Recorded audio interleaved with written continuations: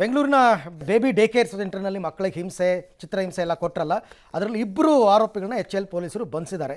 ಬಾತ್ರೂಮಲ್ಲಿ ಕೂಡ ಹಾಕೋದು, ಬಾತ್ರೂಮ್ ನೀರನ್ನು ಕುಡಿಸೋದು, ವಾಷಿಂಗ್ ಮಷಿನಲ್ಲಿ ಹಾಕ್ತೀನಿ ಅಂತ ಬೆದರಿಕೆ ಹಾಕೋದು ಎಲ್ಲ ಬೆಳಕಿಗೆ ಬಂದಿತ್ತು. ಈಗ ಅದರಲ್ಲಿ ಇಬ್ಬರನ್ನು ಬಂಧಿಸಿದ್ದಾರೆ. ಬಟ್ ಇನ್ನೂ 3 ಜನ ಭವಾನಿ, ಸಿಂಧು, ಬಿಂದು ಅಂತ ಅಂದ್ಬಿಟ್ಟು ಅವ್ರ ಪಾತ್ರ ಮೇಲ್ನೋಟಕ್ಕೆ ಇಲ್ಲ ಅಂತ ಗೊತ್ತಾಗಿದೆ, ಸುಮ್ಮನಾಗಿದ್ದಾರೆ. ಇನ್ನು ಗೃಹ ಪಾತ್ರ ಇಲ್ಲ ಅಲ್ಲ, ರೆಕಾರ್ಡ್ ಆಗಿದ್ದ ವಿಡಿಯೋಲಿ ಪುಣ್ಯಕೋರ್ ತಗಲಾಕೊಂಡಿಲ್ಲ ಅಷ್ಟೇ. ನನ್ನ ಪ್ರಕಾರ ಪಾತ್ರ ಇಲ್ಲ ಅಲ್ಲ, ಅವ್ರದ್ದು ಪಾತ್ರ.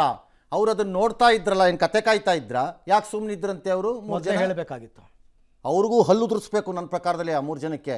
ಪ್ಲಸ್ ಈ ಕಂಪನಿಗೆ ನೋಟಿಸ್ ಕೊಟ್ಟಿದ್ದಾರಂತೆ. ನೋಟಿಸ್ ಕೊಟ್ಟರೆ ಸಾಲದು, ಕಂಪನಿನಲ್ಲಿ ಯಾವನು ಜವಾಬ್ದಾರಿ ಇದ್ದಾನೆ ಅವನನ್ನು ಅರೆಸ್ಟ್ ಮಾಡಿ. ಅವ್ನು ಯಾವ ಲೆವೆಲೆಲ್ಲಾರು ಇರಲಿ, ಕಂಪನಿದು ತಪ್ಪು ನಾನು ಹೇಳಿಲ್ಲ, ಮತ್ತೆ ಹೇಳ್ತಾ ಇದ್ದೀನಿ. ಜವಾಬ್ದಾರಿ ಹೊತ್ತವ್ರು ಯಾರಿಗೆ ಜವಾಬ್ದಾರಿ ವಹಿಸಿತ್ತು ಕಂಪನಿ, ಅವನನ್ನು ಅರೆಸ್ಟ್ ಮಾಡಬೇಕು. ಅವನನ್ನು ಮುಖಾಮುಖಿ ನೋಡಿದೆ. ಇಲ್ಲ ಅಂತಂದರೆ ಅವನನ್ನು ಯಾಕೆ ಹಾಕಿದ್ರಿ ಅಲ್ಲಿಗೆ? ನಾವು ಹಾಕಿಲ್ಲ ಅನ್ನೋದಿದ್ರೆ ನೀವು ಯಾಕೆ ವ್ಯವಸ್ಥೆ ಮಾಡಿದ್ರಿ ಅದನ್ನು?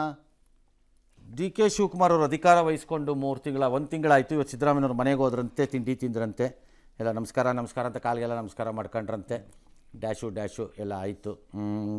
ಉಪಹಾರ ಅದೇನು ಅಂದರೆ ನಾನು ಇನ್ನೋರ್ನ ಮರ್ತಿಲ್ಲ ಅಂತ ತೋರ್ಸೋದಕ್ಕೆ ಒಗ್ಗಟ್ಟಾಗಿದೆ ಇರಬೇಕು. ಗೊತ್ತಿಲ್ಲ ಇದು ಕಂಟಿನ್ಯೂನಾ ಎವ್ರಿ ಮಂತ್ ವಿಸಿಟ್ ಇರುತ್ತಾ, ಫಸ್ಟ್ ಮಂತ್ ವಿಸಿಟ್ಟಾ ಏನೋ ಗೊತ್ತಿಲ್ಲ ನಮಗೆ. ಸಿದ್ದರಾಮಯ್ಯವ್ರ ಮನೆಯಲ್ಲಿ ಇಡ್ಲಿ ಅಥವಾ ದೋಸೆ ಅಥವಾ ತಿಂಡಿ ಲಭ್ಯ ಇರೋ ಆಧಾರದ ಮೇಲೆ ಇವೆಲ್ಲ ತೀರ್ಮಾನ ಆಗುತ್ತೆ ಅಷ್ಟೇ.